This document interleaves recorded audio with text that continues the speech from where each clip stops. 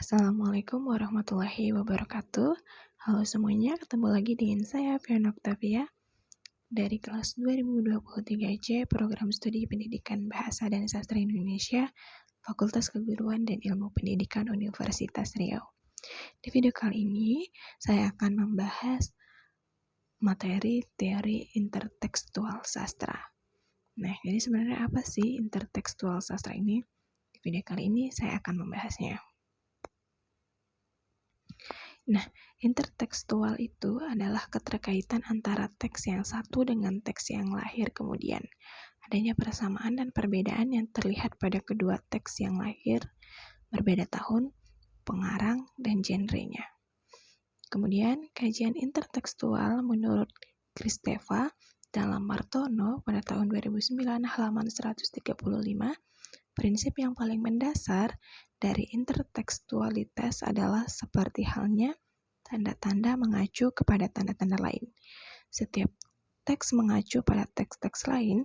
Dengan kata lain, intertekstualitas dapat dirumuskan secara sederhana sebagai hubungan antara sebuah teks tertentu dengan teks-teks lain. Menurut periksa seluler pada tahun 1975, TIW 1984.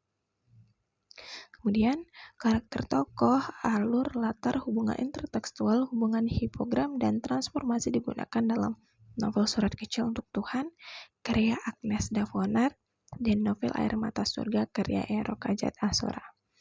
Nah, yang pertama, karakter tokoh adalah sifat atau watak yang dimiliki manusia untuk bersikap dalam menyelesaikan masalah ataupun menghadapi sesuatu.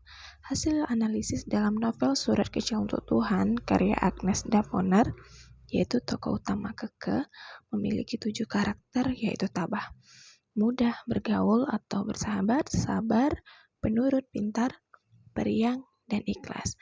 Karakter tokoh utama dalam novel Air Mata Surga, karya Ero Kajat Asura, yaitu Bara, memiliki 9 karakter, yaitu suka menolong, rajin menghafal Al-Quran, pintar, penurut, setia kawan, sabar, bersemangat, tabah, dan kekasih sayangan. Karakter tokoh terlihat dari cara pengarang menggambarkan setiap tingkah laku dan sifat tokoh dalam menyelesaikan masalah ataupun bertindak. Kemudian yang kedua, alur merupakan jalan cerita yang dibentuk pengarang melalui tahapan-tahapan peristiwa, sehingga menjadi suatu cerita.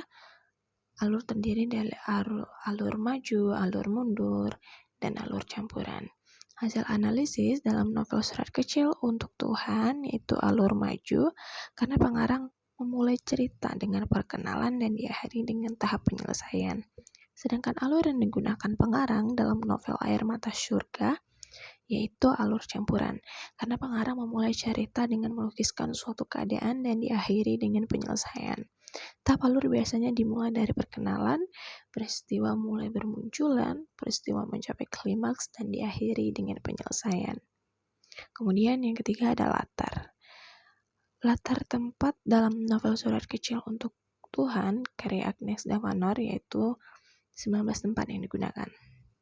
Latar tempat dalam Air Mata Surga, karya Ero Kajat Asura, yaitu 22 tempat. Kemudian latar waktu dalam novel Surat Kecil untuk Tuhan, karya Agnes Davonar, yaitu 8 waktu yang digunakan. Latar waktu dalam novel Air Mata Surga, karya Ero Kajat Asura, yaitu 5 latar waktu yang digunakan.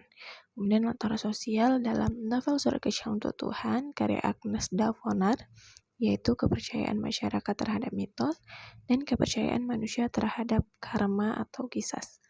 Latar sosial dalam novel Air Mata Surga, karya Ero Kajat Asura, yaitu kehidupan masyarakat Arab, peraturan daerah Makkah, kehidupan masyarakat Saudi, kehidupan masyarakat Timur Tengah. Kemudian yang keempat, yaitu intertekstual, merupakan adanya persamaan dan perbedaan yang ada dalam novel, dan adanya kaitan antara novel yang lahir duluan dengan novel yang lahir selanjutnya. Hasil analisis hubungan intertekstual pada novel Surat Kecil untuk Tuhan, karya Agnes Davonar, dan novel Air Mata Surga, karya Ero Kajat Asura, yaitu adanya persamaan pada karakter tokoh, latar tempat, dan latar waktu. satu. Kemudian yang terakhir yaitu ada hipogram, merupakan suatu karya yang diduga menjadi dasar dalam munculnya sebuah teks atau novel yang lahir berikutnya.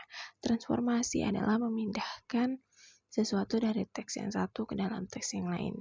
Terkadang apa yang ditransformasikan itu terlihat lebih jelas sama dan terkadang tidak terlihat jelas tergantung pada pengarangnya sendiri. Novel Surat Kecil untuk Tuhan karya Agnes Davonar merupakan hipogram untuk novel Air Mata Surga. Hal ini terbukti karena adanya persamaan ide dan peristiwa-peristiwa yang terjadi dalam novel Air Mata Surga yang sudah lebih dulu diekspresikan Agnes Davonar dalam novelnya yang berjudul Surat Kecil untuk Tuhan pada tahun 2008. Kemudian ditransformasikan oleh Eroka Jat Asura pada novelnya yang berjudul Air Mata Surga pada tahun 2011. Mungkin cukup sekian penjelasan dari saya mengenai materi teori intertekstual. Sampai jumpa di video selanjutnya. Wassalamualaikum warahmatullahi wabarakatuh.